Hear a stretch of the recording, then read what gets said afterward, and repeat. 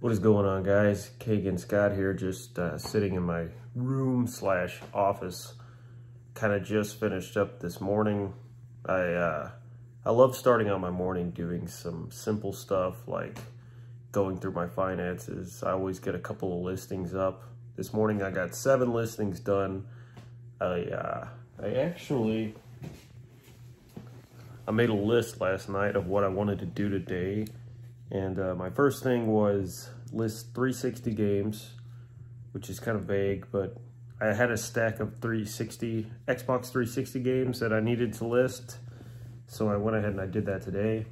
And I made a side note saying save one, because I plan on buying more and more video game consoles. And like what I've noticed is you basically need one of each item, which I know is kind of a hassle unless you love video games.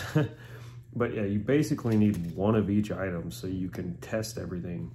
So I need to save one game. I need to save at least one Xbox. I need to save at least one console. That was redundant of me to say. Need to save at least one controller, you know, one of each of everything, so I can test everything down the road. And actually the console that I ended up keeping is very, very ugly. So there it is. Okay, yeah, so yeah, it's not the prettiest, but it does work. Only thing is it doesn't read discs, but I typically don't test discs, so I know maybe you do, but I don't. With my experience, as long as you can go over it and just make sure that there's no scratches on the disc itself, you should not have any issues. Yeah, the other thing I had on my list was list your broken Xbox 360, which is funny because it wasn't broken, it just didn't read discs. Same as this guy over here, but this one was prettier. So I wanted to list that guy as well. He was listed for $20 lighter than what a working one would be for. And I sell those individually, so that guy's up for 30 bucks. Not a big thing, but when you only pay like $3 for it, that's actually really good.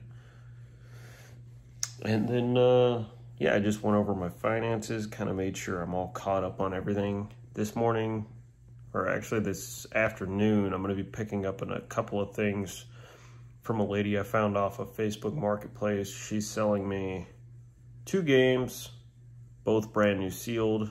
On Amazon, they're selling for 70 bucks. So I'll pay $10 a piece.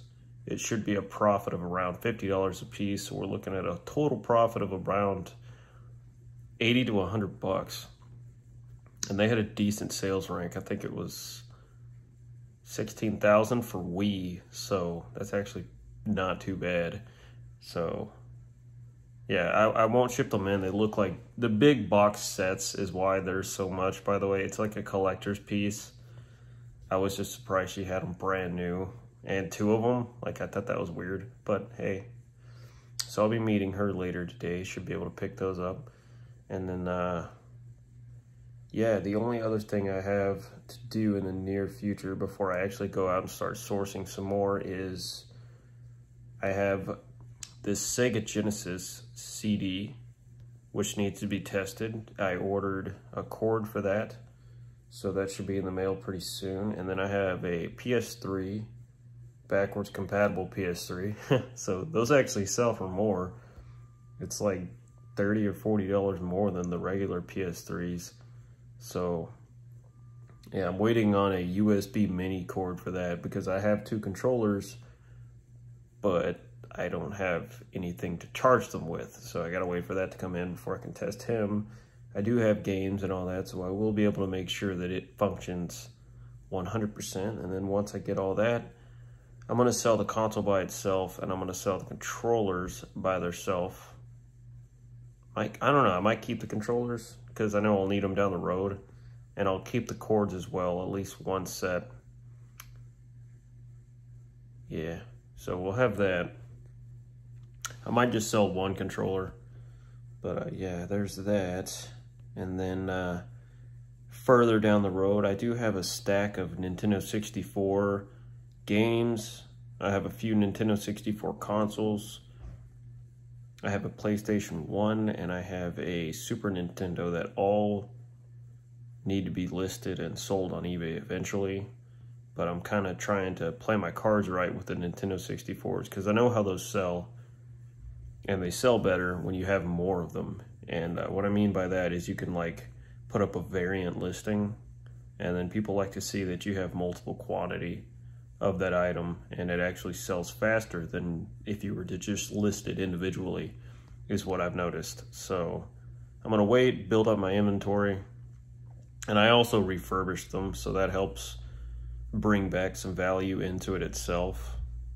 That helps out a lot. You can pay, my average unit per unit cost is around 20 bucks per console, and then after I get it all cleaned up, which is probably spend about a half hour per console, and it adds in about $30–40 of value typically.